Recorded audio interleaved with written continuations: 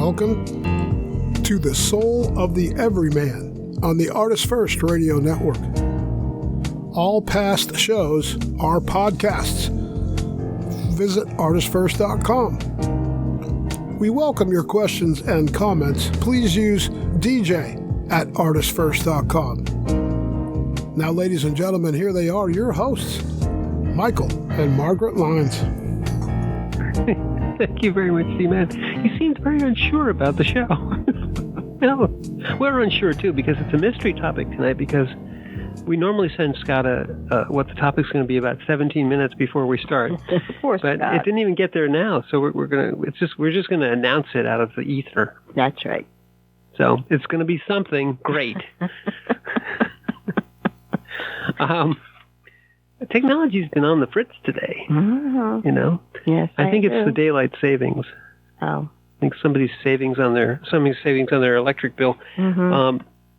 So everything is gone completely off the rails, and it's likely that our 2 or 3 fans are just hanging in ether right now. Well, tonight's show. Go ahead. Is it's harkening back to what we have been speaking of for the past couple times, and it has to do with being able to live and live through the highs and the lows that life always gives you. Yeah. Well, and I think it's appropriate too for another reason, Ma, is that we are entering in right about now into the season of spring. And so this is sort of an analogy of that clearing out process and of the rebirth process. So do you want to, shall we just announce the topic and steamroll right into it? Well, do you want me to read the... Well, tonight's quote we're going to talk about is about sorrow and joy, and harkens back to a show from 3 weeks back. But this is, I think, a more and this is a more positive spin on it in some regards. So yeah, let's just open up with a quote from Rumi. Okay. Sorrow prepares you for joy. It violently sweeps everything out of your house so that new joy can find space to enter. It shakes the yellow leaves from the bough of your heart so that fresh green leaves can grow in their place. It pulls up the rotten roots so that new roots, hidden beneath, have room to grow. Whatever sorrow shakes from your heart, far better things will take their place. Rumi.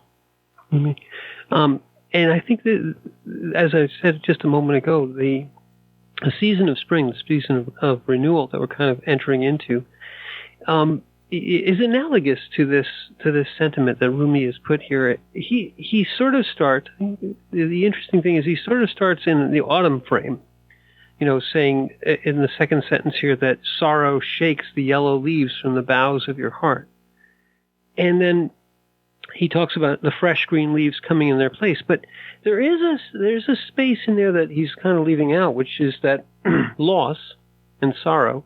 There is a winter. It may be brief, but there is a time of sorrow and loss, and then there's a space there. And I think it's, if people have experienced any sort of loss, there is a time after the acute phase that you have to process. You have to accept that life has changed. Whatever has been taken from you, because that's what loss and sorrow really are about. They're about something being taken away. Some sort of thing has been removed from you. You feel diminished, and you have a grieving process. So there's a bit of a winter in there that he isn't mentioning. But it does, like the winter, like the seasons, it clears away. Everything in wintertime goes into a state of sort of emptiness. When we live in the woods, and when in the height of summer, you can barely see, anything around us. It's all kind of green. And then autumn time, you still can't see because, it's all leaves and blowing and everything else. But that period of time between the loss, between the dying of the year into autumn, you have this winter, and that's very empty. It's very silent. It's very, when snow lies on the ground in the woods, you can see through them as though they almost weren't there. It's got a very peaceful emptiness. You need that too, and he doesn't mention that here, but it's an important part of the process. Sorrow in general, it's a couple of the definitions. They say it's mental suffering caused by loss or disappointment or misfortune. But I think Webster's has got a more succinct definition. And it's a noun or a verb that means deep distress, sadness, or regret for the loss of someone or something loved. And I believe that is much more succinct when you're talking about deep sorrow. Because that emptiness is very, how to say it? That emptiness becomes so real to you, especially if you have been in a loving relationship with the other. And you wait for whatever the expression is that you're giving to be received by that other. And there's nothing there. And there's a hollowness. There's no longer the ability to keep that relationship the way you had when both were alive and participating with the relationship. So dealing with that, understanding that in this life you will have sorrow, it is part of what happens in that experience of time from birth to death. It is one of the experiences of living down here. Yeah, and I think Rumi has, and this is why I think that this message is very positive. Yet he takes immediately in the first sentence here, and I think it's very important to realize this, that sorrow is not you don't live. Sorrow is not a permanent state, and you experience sorrow. And I think people want to almost dwell there, and there's an attraction to sitting in your loss or sitting in your pain, and almost not wanting to venture forward, out of it. I'm reminded of there was a very short movie that was done by in Disney. I think it was called Fantasia 2000, and in one of the shorts, it's relatively famous. There's a tremendous cataclysm. I won't go through the whole thing, but there's a tremendous cataclysm, and everything is destroyed, everything is lost. And then the being that experiences the cataclysm looks out over this devastation, and almost with this kind of, how can I go on? How can I recover from this? And the tiniest little drop, this essence, this sort of tiniest little drop of nourishment or water comes in, and that gives, it's a female being, I believe, gives her this encouragement to just the tiniest little response. And Rumi is talking about that here. Do you know the one I'm talking about, right? Yeah, there was a volcano explosion. Right. And it just destroyed her forest. The forest was devastated. Mm-hmm. And she herself, that life force, was run over. And it was just the inquiry of the elk looking for her. and that inkler, that just gentlest of touches. And she coalesces. And wakes from her deep, deep grief. Just wispy. She was so wispy, almost non-existent. Right.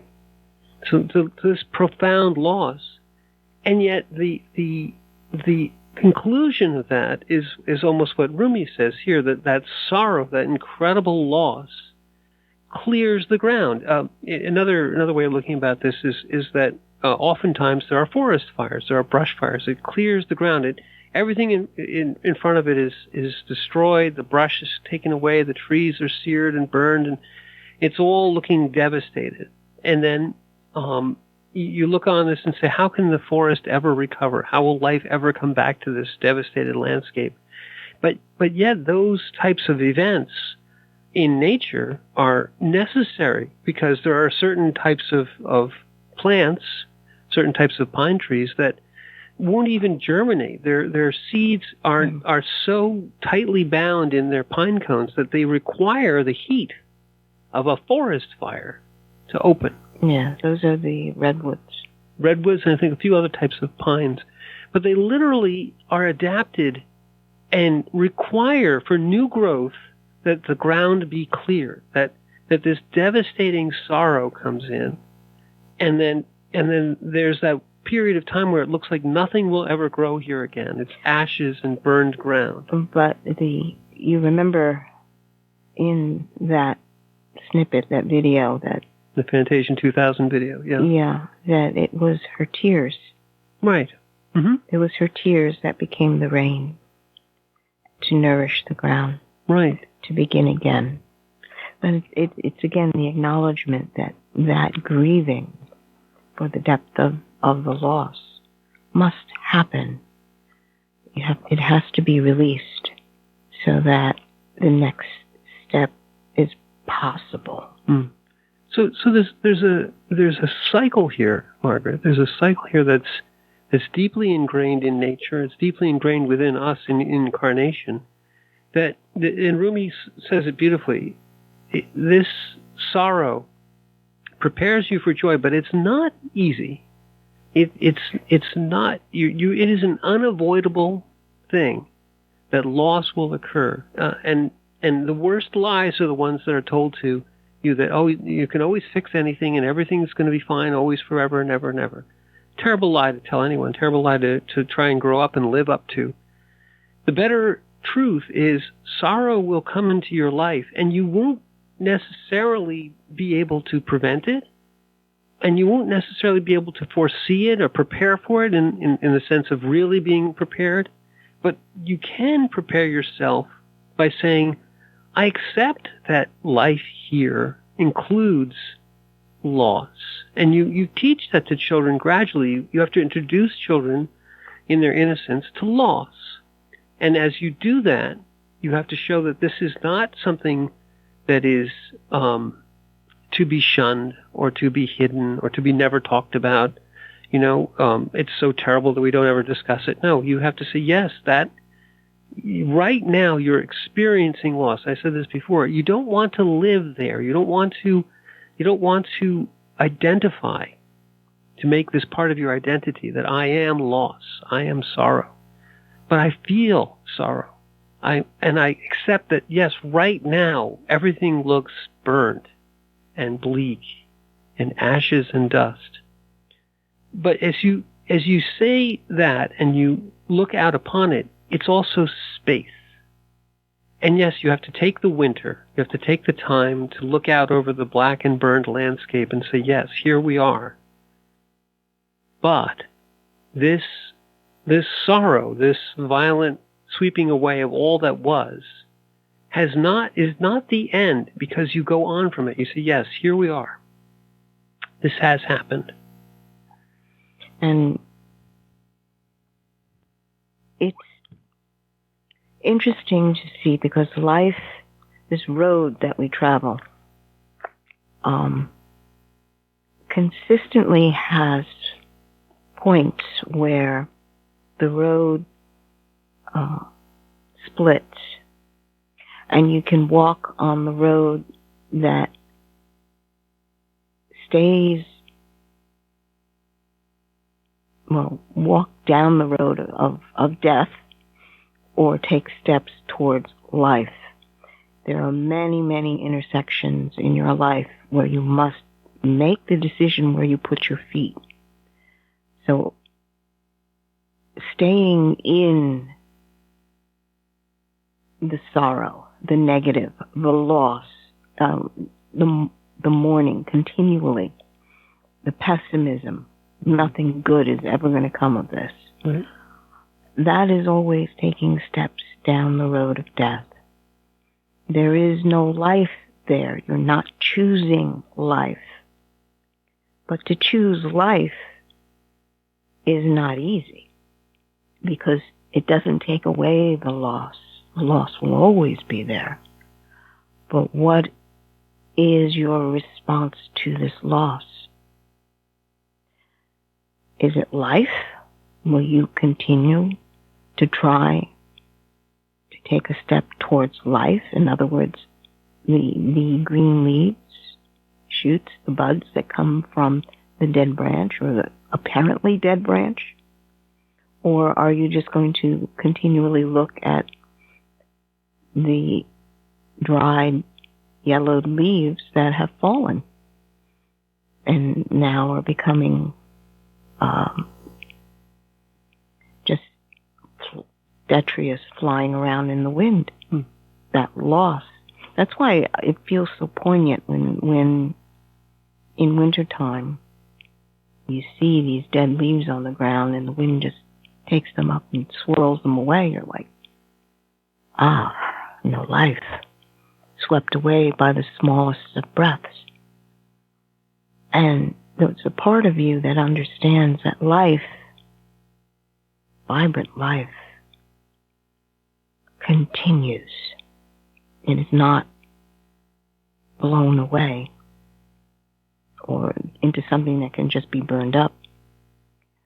Life presents this choice to you at many, many different intersections. It's not just the loss of someone you love.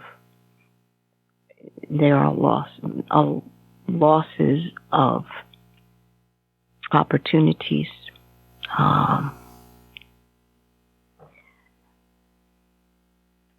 good, solid friendships. You can have a loss of that. You can have a loss of your job or something at school. How do you deal with loss? As well as, are you willing to try again? Yeah, again, this Fantasia 2000, the sprite, the energy was when the loss occurred, this terrible devastation. There's a moment where you are given a choice. It was very poignant in that particular film, but just to summarize, everyone has felt this. When sorrow, when loss hits you and sorrow gives you this tremendous blow, this tremendous grief overwhelms you, there's a moment where you say, I could just give up. You know, and it's not in so many words, but you know it. You're like, I could just follow this, as you said, follow this path, this choice to the end, to just live in this deep, dark well of nothing will ever be good again, nothing will ever grow again. And you see that in so many writings, so many human endeavors, because that's a theme that runs through that you have to learn that when sorrow comes, when loss afflicts you, and it comes in suddenly and acutely, and you just feel as though you cannot, you never were going to be able to deal with this, to be prepared for it. People spend their lives saying, well, I've got it all together, and then some loss comes in that seems to strike through everything. Everything that you thought was so solid and completely unable to be destroyed, blown away. And then you're in that moment of choice. And what Margaret just said is exactly that. You have to choose, and it is not easy. No. It is not easy to do. No. And in this little vignette, this little film, the sprite is at the point of giving up. It's beautifully imaged that everything looks as though, and just lay down and die and just give up. And the whisper, the zephyr, the tiny little voice in your heart that says, no, I'm not going to give up. Well, I thought it was interesting that the impetus came from outside of the devastation. In other words, it was life came to her and said, just a touch. Right. And I'll be here for you. Because she climbed on the elk's back, and he was bringing her along to another point. Carried her, lifted her up. This is it's a beautiful analogy what you just said, because in their deep and depths of sorrow, and this is a little bit away from Rumi, but it's so true. Always look, never reject the hand that is outstretched to you to say, I'll sit with you and I'll support you, because every one of us will be in that state of either completely devastated by some tragedy, some loss, or having the opportunity to extend oneself and say, look, I'm here, I'm a witness, I will you can't fix it, okay? Here's the problem that oftentimes happens is people want to fix it. You can't fix it, but you can just be there. And that's what you just described, what was happening, is that from the outside comes this gentlest of touches. I'm here.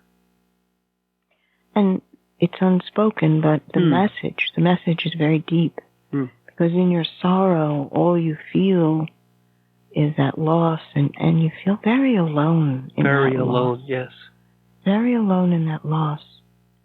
So when that touch comes, suddenly you're not alone. And the realization comes that someone cares for me. And there's a resistance there too, Margaret, though. Because people almost resist that touch. They almost want to not accept it. Well, the question always is, if something cares for me, why does this have to happen? Right. Okay, so that's where your mental aspect wants to reassert itself and say, what? Why does this have to happen to me? It's like you're not in charge. You just flush the thought. This is what life has presented to you. You are not in control. So, what you are control of is choosing your response to this. And life will touch you, and it will inquire, it will ask, come? And in that moment, as I said, you register, someone cares to accompany me to where this needs to go. Mm-hmm. And in that moment, there's a lot of courage that rises up, because you realize that inquiry, that touch to you, is exactly what life is. Mm. And that needs to be brought into your own heart, because it makes space for this feeling of care that enlarges the spaces of your heart, and you realize you're not alone. Well, I was agreeing, but what you're saying is exactly what Rumi says here too. Everything's violently swept out, and in that moment, that he puts a comma there, but in that moment, you feel as though you cannot move. and then something comes to you, and it's not ever going to be the same thing, but something comes to you. And the first impulse can be to reject it. Where were you when I needed you? Why didn't you stop this? And people reject God for this exact reason. Where were you, God, when this happened to me? Mm-hmm. And that's not how this works. Margaret just said it. There is no control over events. There is no, there's not only is there no guarantees, but that the risk of living is taken in the breath you are taking right now. Every breath is not guaranteed, and your next heartbeat is not guaranteed. We live in the fantasy that we know exactly what's going to happen next, but we don't. And so violently something comes into your life, sweeps everything away. Then this touch comes, and you're almost at the end of your rope. You're almost in despair. You're in the deepest, blackest loss, sorrow. It's Job. After everything's been taken away from him, he's sitting in this pit of despair. You have to accept that when you say to the one who touches you to witness and to offer just the slightest support, to accept it is to realize your loss, to say yes. Even this one sees that I have lost everything, and that's where I think there's a resistance to that. But once you accept that and you get up and you say, I'm going to live, I'm going to take the next step, sorrow instantly becomes in the past. It is something which happened to you. It is not you. It is not, you don't identify with your disease or with your sickness or with your suffering or with your loss. You just say, in this risky business we call life, something bad happened to me, and it's not why me, it's why not me. Any one of us can have anything happen to us, and it does, and it will. And the acceptance puts you that new joy. And this is the other thing, and I said it just a moment ago.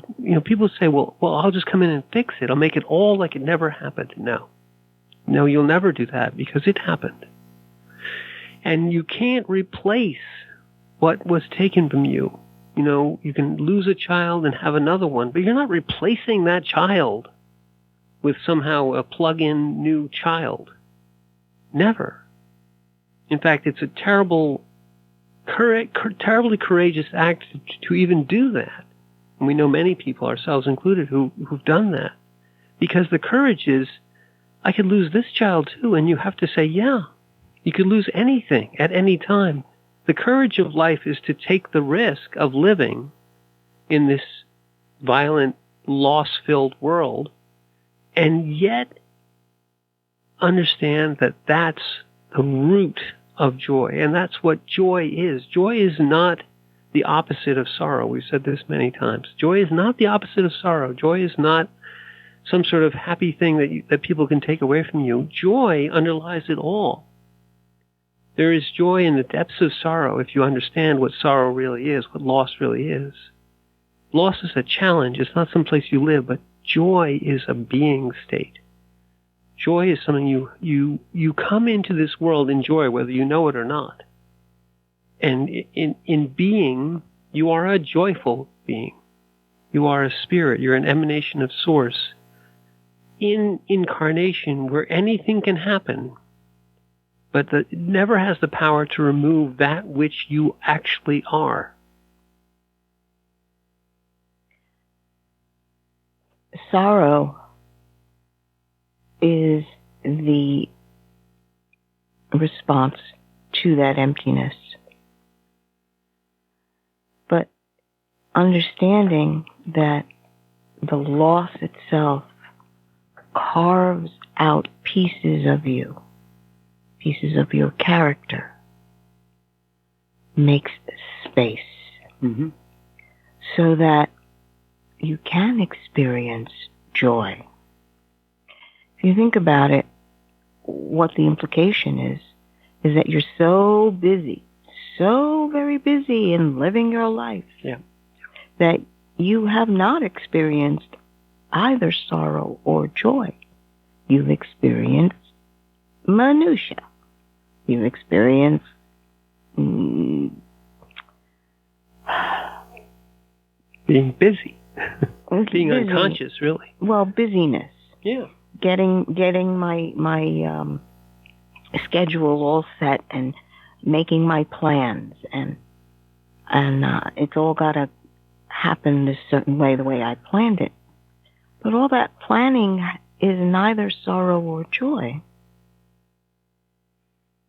There is nothing to experience except you're setting things in straight rows somewhere and checking boxes.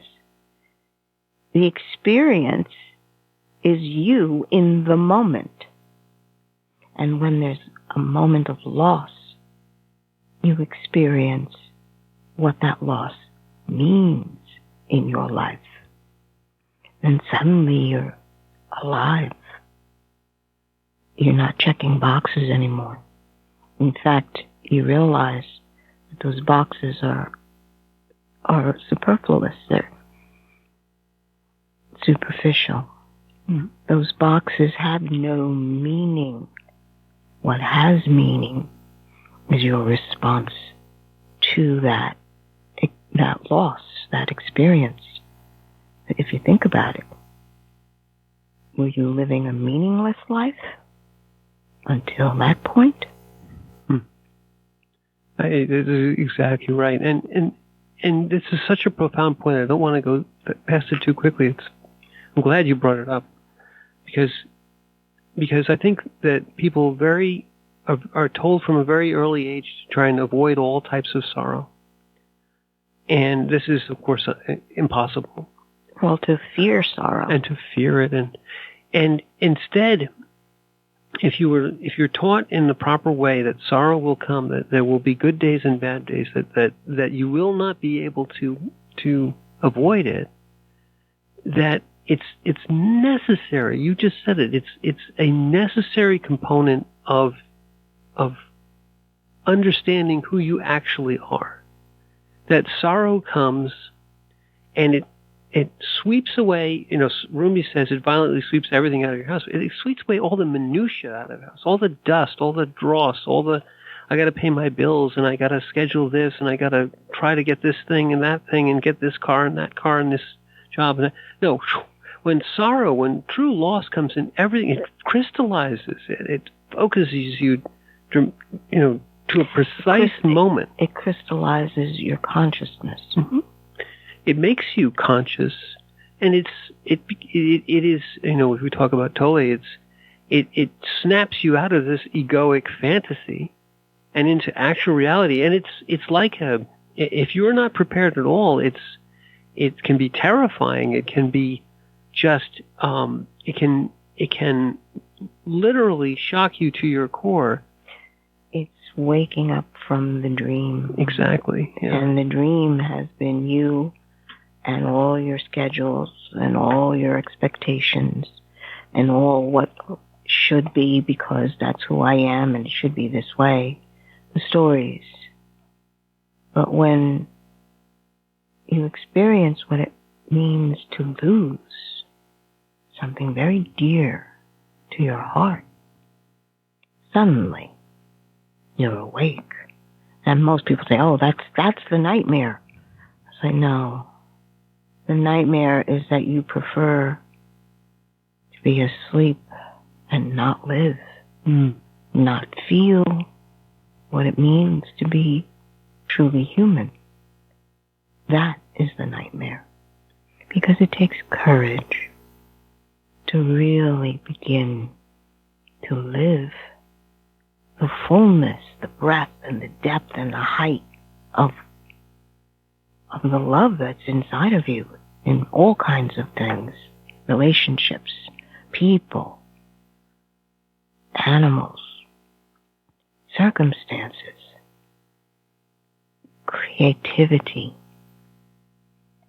having something that you work so hard and put your heart and soul into, suddenly it all blows away. Mm-hmm.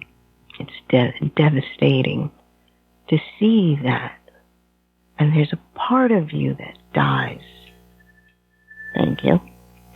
When something like that occurs, because just as with your children, you've put a piece of you into this being. In anything creative, you put a piece of yourself into it.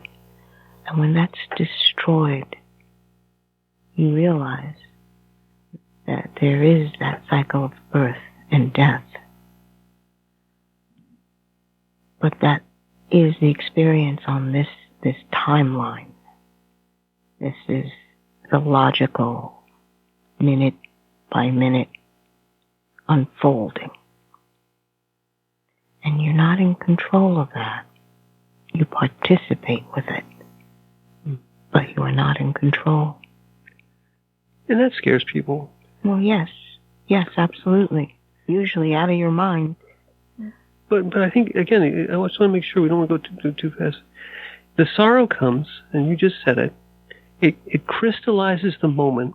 It wakes you up, and yes, initially, almost immediately, it takes away everything that you thought that you knew what you were doing.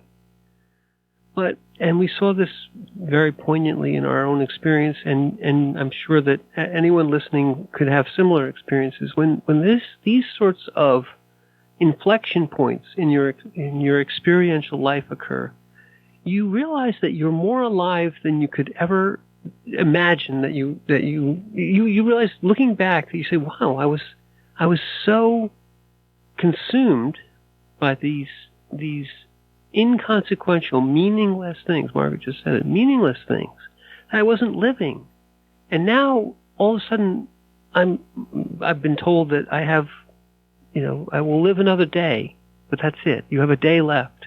And people say, live. The stupid trite saying is live each day as though it were your last.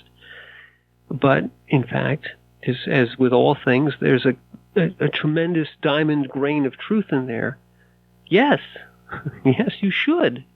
But when it really happens to you, when loss comes in, it prepares you for joy, but it also concentrates it. It crystallizes it, gives you that scintillating, burning point of now. It says everything that you did before seems very meaningless, almost. And when, remember the experience when you would see what others were doing, when you're in the burning point, and we were in the burning point for a long time, and they're talking to you about their concerns or this one and that thing, and you go, yeah, that's great. And you can see how meaningless it is and how much it was you. You say, well, exactly what I was doing a month ago. I was doing these were my concerns too.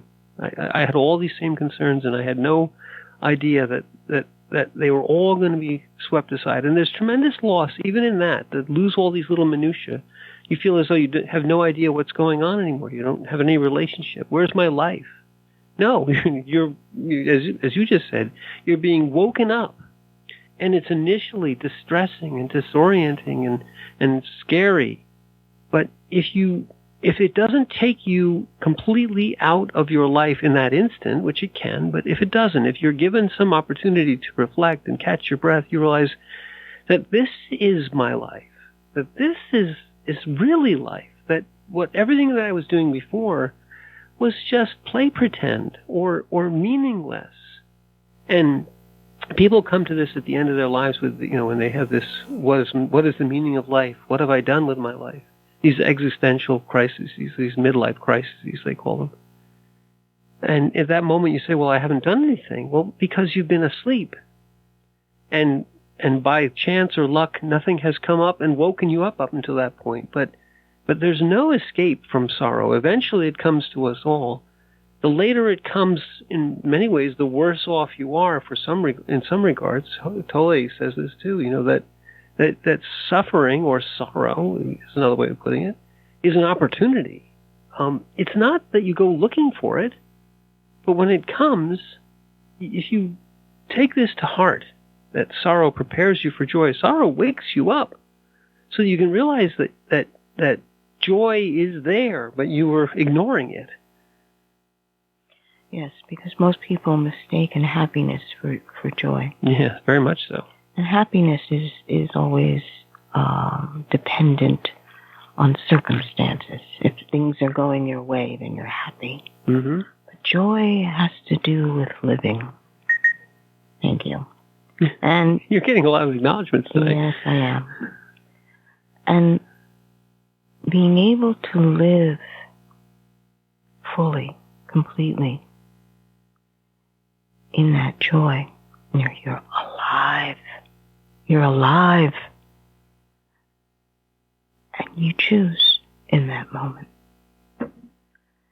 It is possible to have joy in the darkest moments where you get the worst news.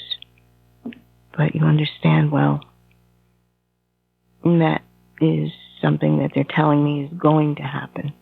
But right now, where we are, I have the people I love with me, and we can still interact with each other. We can play, we can dance, we can sing, we can laugh, we can be together. Being together is the purity of the moment of now. Being together. And that gift, which is something you realize when you're first born into the world, by the way, that joy that you see in the little one's eyes when they recognize you. And their face lights up, their whole body just emanates this joy of, you're there. Mm-hmm. It's always there. You have to make the decision that you will never lose that. It is the most precious gift that you have to give to another person. That's the point. That joy of being is the greatest gift you can give to another person.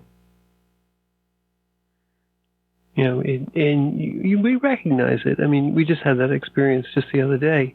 A very young child was looking at us in a sort of a situation where you wouldn't be normally having a conversation, but she wanted to talk to us.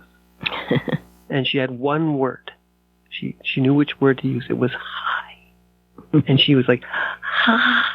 You know, she said that was the word. I know what this word means, and I know this is the right time to use it. And so she said hi about 6 times, and we were like, yes, hi. And she was, the point that was that in that moment, the joy that you just mentioned, the joy that came over to her was that I'm doing the exact right thing I'm supposed to be doing to people I don't know that I want to smile at and say hi. And then they say hi back, and we wave. And this is like, your own being recognizes the joy that this young one who is in contact with joy, whether they realize it as that, you know, in the conceptual way of this, oh, I'm feeling joy. No, they don't need the words for it. They don't need to make a concept out of it or write down joy was felt today. No, they're in the being moment of now, and you recognize it. It evokes the joy from you to see this in the other. And you realize that in this moment, this exact moment, I'm having a real experience. It's not sorrow-based, but you understand that sorrow, and this is why I was saying this before, and you were saying this before, sorrow is an event. Sorrow is a transient thing, and it tries to convince you that you should stay here. Mm-hmm. I don't know why, but it tries to convince you that despair, sorrow, stay here forever. It's a pain body thing. It is, and it wants to be fed. But the joy that is you, the being that encompasses the emanation of Source, the joy of living, the joy of being in the incarnation, is always there, whether the sorrow, whether the loss comes in or not. Because as your consciousness continues, loss will occur and then go away. But the joy of you, the consciousness of you, recognizes that in the other whenever it pops up, and in the most, the most mundane of circumstances. Suddenly, the realization that your joy is being called up from you, and it happens. That's why people love small children, and they love, in the innocence of a puppy or of a dog or a pet, because in their ability to live in the moment, in their ability to express the being state of joy, it instantly echoes in your own. And you lose track of that moment. You're not thinking about what sorrow does this to you too. It blows away all the things that you were thinking about. And you're like, hi, right back, you know? So Rumi has really captured this exactly here. Whenever loss comes in, realize that it's just a transient state that enters into what is your joyful existence. And you just said it. Joyful is not happiness. Joyful is not that every moment of your life will be filled with everything you want, you know, the perfect temperature, the perfect this. No, none of that is true. But the joy of your being exists throughout all of it. And it encompasses all these events. Sorrow is an event. Something happens. You lose something that you held precious, a relationship or some sort of creation that you put your hand to, that you put some life force into, and it's now gone. But you're still here. That's the realization. These, you know, when Rumi says it pulls up the rotten roots so that new roots hidden beneath have room to grow. Well, what are those new roots growing out of? They're growing from your being. That which nurtures all of your experience, that it contains the universe that you're interacting with, and whatever sorrow shakes from your heart, and the heart is exactly right here, right, Margaret? The heart is your connection to being. It's your connection to your actual joy, and your actual courage, and your actual being state. Whatever sorrow shakes from your heart, which may be things that you put in there that you thought were good, or things that you were mental put in there, or other sorts of dross, you know, that you had, you know, concerns about. Things that you thought were important. Yes. Like, I have to get a promotion in my career. Get my taxes done or something. Well, just, it's things you put in your heart that you realize are empty. It doesn't fill your heart at all. Exactly. Certain things may momentarily feel good, and then it just dissipates. There's nothing there to replenish you again. That's why people keep going into, well, I have to get another one, or a bigger one, or to fill that space. And that's happiness. That exactly what you just said. Well, for that moment when you get what you thought you wanted, suddenly you're happy, and then you're not, because is it participating with the creative soul that is you? Is it nourishing it in any way? Is it allowing it to grow? Things don't do that. Relationships with others do, because it's an interchange of life's energy. And yes, there's good relationships and bad relationships, but it's still that byplay of energy. It's what you do with it. Do with that interchange of energy. Do with that relationship that matters. That's when you have meaning. And yeah, you can be frustrated, but you could also understand. You make space for anything is possible. You hold to that. You open up and allow for a divine grace to come in and say, this can change. It's that inquiry towards life, that touch that says, come. Notice one thing about, I'm glad you hearkened back to the spirit and to that. Notice one thing about that is that you still have to be the vehicle. Yes. Margaret just said, you know, okay, so devastation occurs. It sweeps everything away. It concentrates your being into the moment of now. And you say, I'm going to live. I'm going to take the next step. I encourage, I choose to live. But you have to be the vehicle. You have to say, well, because your heart will say that, but it'll also say, well, what needs to be done?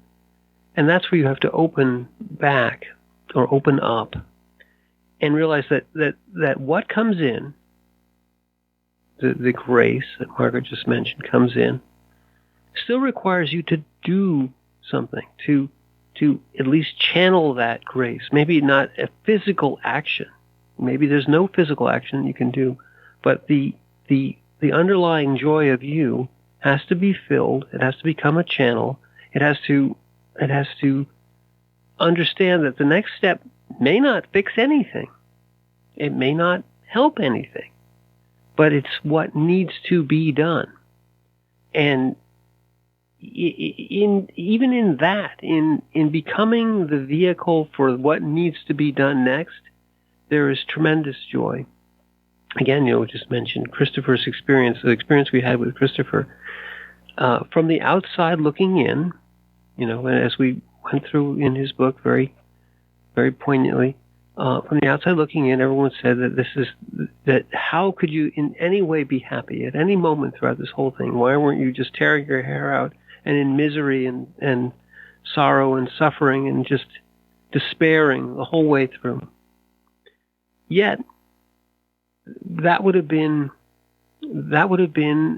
to deny the experience, to not live it, and in essence to try and try to make it as though it had not been. The way that we saw others do, and the way that we did, and the way that Christopher did, is yes, you let that experience be an experience. You take the next step, just knowing that this is what needs to be done, and in that there is joy. It seems crazy from the outside, but you are truly living, and it changes you from that point on. It gives you a very different perspective, because it does what Rumi says here. It pulls up all those rotten roots, those things you thought were important, and the hidden things that are actually you, perhaps the strengths you never knew you had, the talents that you never knew you had, the growth, the breadth, the expansion, the courage. And the courage.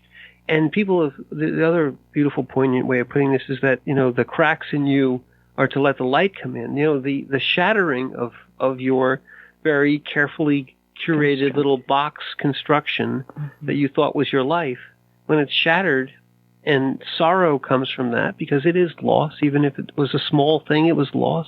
You thought it was something. The light comes in, the grace comes in, the joy is there, but there's tremendous courage needed, tremendous emanation of the heart, the courage, and that flow is facilitated by the shattering. A box doesn't let much flow in or out, but that which is open, even though it may look as though it's been damaged, it isn't destroyed.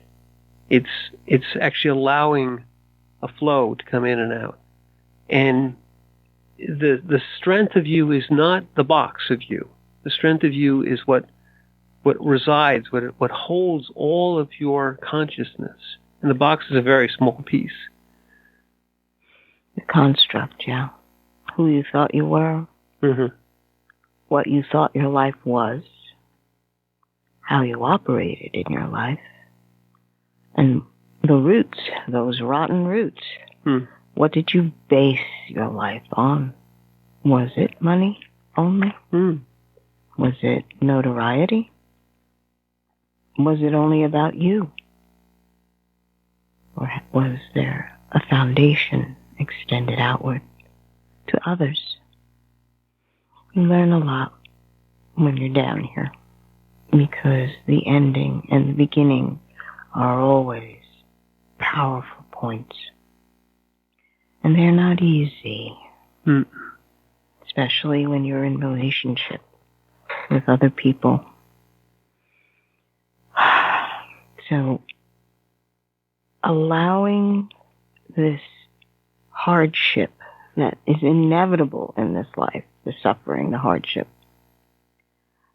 understanding that stuff happens, but to choose that these are going to be my teachers. They will not be my masters. They will be my teachers.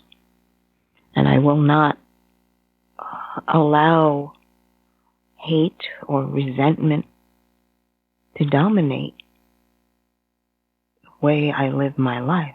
I will not allow fear to dominate and dictate how I live my life. It's very difficult. Very difficult.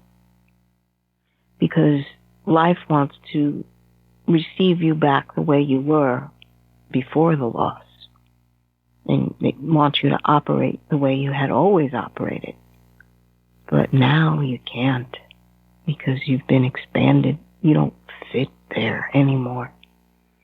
And old relationships before the loss are always looking for you to be the way you were. Yep. They expect it, and because you're not, they feel like you've betrayed them. How dare you be somebody different? And looking at them like, I have to be somebody different.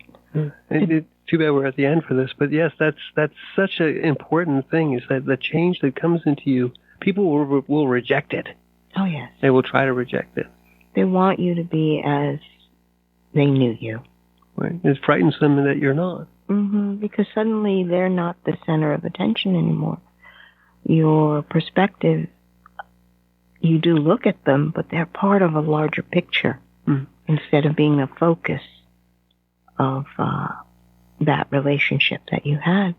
And some people really want to be the ultimate focus of your relationship with them. I mean, you mentioned this, again, back to Rumi just for a second. I know we don't have much time, but, people can be rotten roots in you. I mean, it's not, but people can want to bind you into what they think you should be. And this is another thing that sorrow will do. Sorrow will clear those people out, because the unfortunate experience when you are afflicted, the ones who are afraid of affliction will run from you very quickly. Yes. Well, it tears down the neat boxes that they've set up. That's a whole nother topic for a whole nother time. So you want to wrap us up here? Yes. Well, we have reached the end of our hour. So I'm Margaret. And I'm Michael. Thank you for listening.